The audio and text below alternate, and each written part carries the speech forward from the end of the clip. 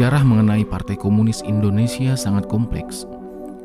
Mulanya, partai ini berdiri dengan tujuan-tujuan yang baik bagi perkembangan Indonesia. Dalam bentuk organisasi, Partai Komunis Indonesia didirikan tidak langsung menggunakan nama tersebut.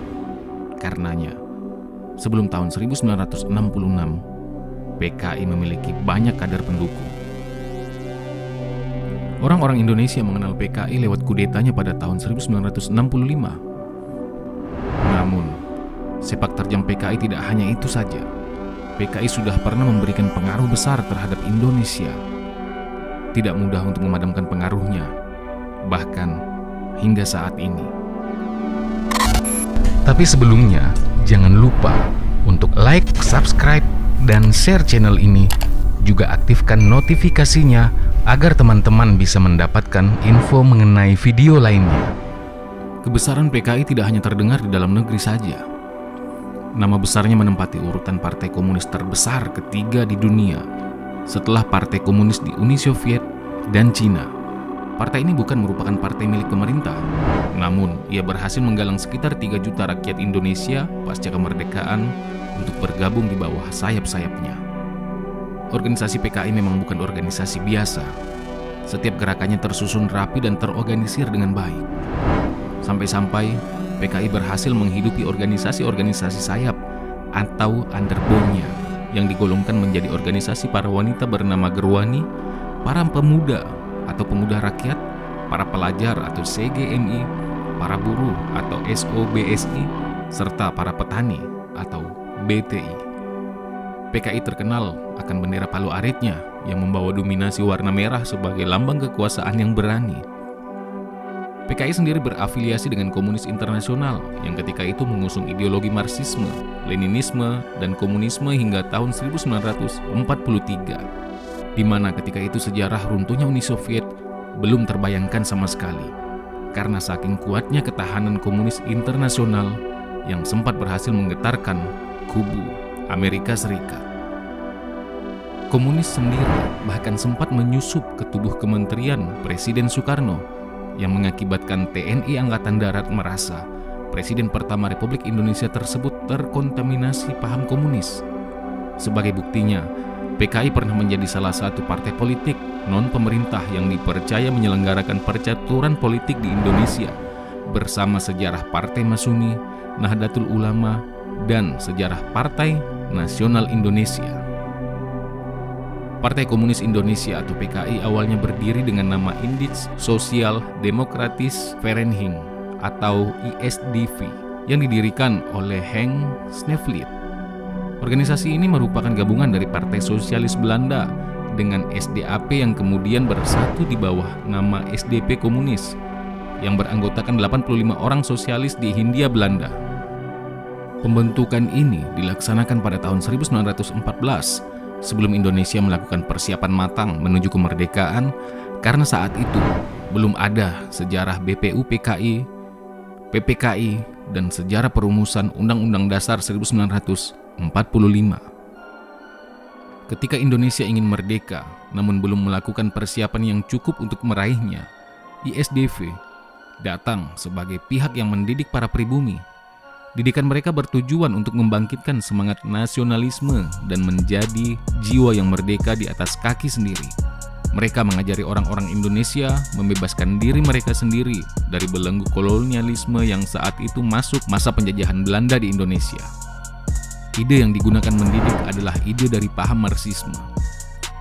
Pada tahun-tahun awal berdirinya ISDV, pada tahun 1915, dari 100-an anggota yang tergabung, hanya 3 orang yang merupakan pribumi asli Indonesia. Partai ini mulai membesar ketika markasnya pindah dari Surabaya ke Semarang, Jawa Tengah. Di sana, mereka mendapatkan lebih banyak kader pribumi, sebagaimana yang diinginkan para sosialis Belanda. Para pribumi ini datang dari kalangan agamis hingga nasionalis. Snevely memimpin tanpa basa-basi. Setelah mendapatkan banyak kader pribumi, Snevely menyatakan terang-terangan kekecewaannya terhadap SDAP Belanda. Pria tersebut juga tanpa sungkan mengungkapkan ketidaksetujuannya bergabung dalam Volksraad, sebuah dewan masyarakat Hindia Belanda. Karena terjadi reformasi di tubuh ISDV, lahirlah sebuah partai baru hasil pemisahan diri dari ISDV bernama Partai Demokrat Sosial Hindia di tahun 1917. Jika sebelumnya ISDV berbicara lewat surat kabar berbahasa Belanda yang berlabel Het Vrije Woord atau kata yang merdeka, setelah menjadi Partai Demokrat Sosial Hindia, Sneflit mendirikan surat kabar sendiri yang diberi nama Suara Merdeka. Pecahan ISDV ini memutuskan hubungan dengan ISDV dan pemerintah kolonial Hindia Belanda. Karena memang sejak awal berkiblat ke Uni Soviet, Partai Demokrat Sosial Hindia terus menggaungkan pemikirannya akan kemerdekaan Indonesia dan merasa harus mengikuti jejak Uni Soviet melakukan revolusi Oktober. Dengan tekad yang keras, mereka dengan cepat meraup sekitar 3.000 anggota yang diantaranya mencakup para militer Belanda dalam kurun waktu kurang lebih dari 1 tahun. Pemberontakan menjadi jalan mereka mengekspresikan opininya. Para tentara, pelaut, dan anggota partai dari beberapa profesi lain tersebut melakukan pemberontakan di Pangkalan Laut Surabaya yang menjadi sentralnya Pangkalan Laut Nusantara pada waktu itu. 3.000 anggota Partai Demokrat Sosial Hindia yang memberontak tersebut diberi nama Pengawal Merah, yang kemudian membentuk Dewan Soviet setelah pemberontakan Surabaya. Akibat pemberontakan ini, para pimpinan partai mesti berurusan dengan polisi Belanda. Tidak hanya dijobloskan ke penjara, Sneflit bersama beberapa sahabatnya dibuang ke negeri Belanda. Sementara para militer Belanda yang terlibat dalam pemberontakan dipenjarakan selama hampir 40 tahun. Meskipun dibendung oleh pemerintah, ISDV dan pecahannya yang sudah menyebar luas di kalangan masyarakat Hindia Belanda atau Indonesia tidak dapat begitu saja dimusnahkan. Sneflit yang sempat mengeluarkan pemikiran revolusioner tentang meraih kemerdekaan ternyata tidak dilupakan begitu saja. Beberapa tokoh Sarekat Islam yang waktu itu memiliki pengaruh sangat besar di seluruh Nusantara merasa tertarik dengan pikiran Sneflit. Semaun dan Darsono merupakan 2 tokoh Sarekat Islam yang datang dari Solo. Mereka sangat tertarik dengan Sneflit. Selanjutnya, Sarekat Islam menjadi rekan PDSH dalam bergerak. Mereka terus berjalan meskipun beberapa pemimpinnya sudah dibuang ke Belanda. Di tahun 1919, Sarekat Islam dengan PSDH telah beranggotakan sekitar 400 orang dengan 25 orang Belanda. Setahun setelahnya, PSDH dan Sarekat Islam mendeklarasikan diri di Semarang dengan sebuah label bernama Perserikatan Komunis di Hindia yang disingkat PKH, tepatnya bulan Mei tahun 1920. Kongres pembentukan itu mengangkat Semaun dan Darsono menjadi pemimpinnya. Selanjutnya, perserikatan ini bergabung menjadi partai pertama di Asia yang melebur dalam Komunis Internasional. Bergabung dengan Komunis Internasional membuat mereka bertemu Sneflit di sebuah kongres pada tahun 1921. Di tahun yang sama, Kiai Haji Agus Salim yang menjabat sebagai sekretaris Sarekat Islam merasa harus mengeluarkan tindakan tegas terhadap anggota Sarekat Islam yang menjadi anggota ganda karena juga bergabung dengan Perserikatan Komunis Hindia milik Semaun.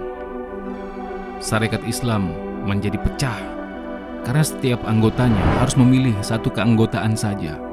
Mengikuti Sarekat Islam yang memilih memperhatikan agama atau memperjuangkan kemerdekaan dengan cara nasionalis bersama Semaun dan partainya.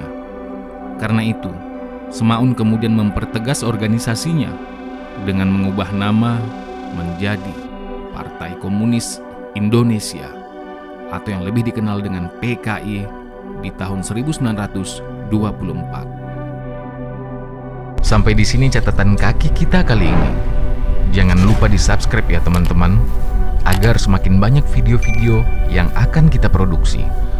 Dalam kolom komentar kalian bisa memberikan masukan tentang video ini atau memberikan masukan tentang tema video kita selanjutnya. Nah, silakan di-share sebanyak-banyaknya karena berbagi itu indah.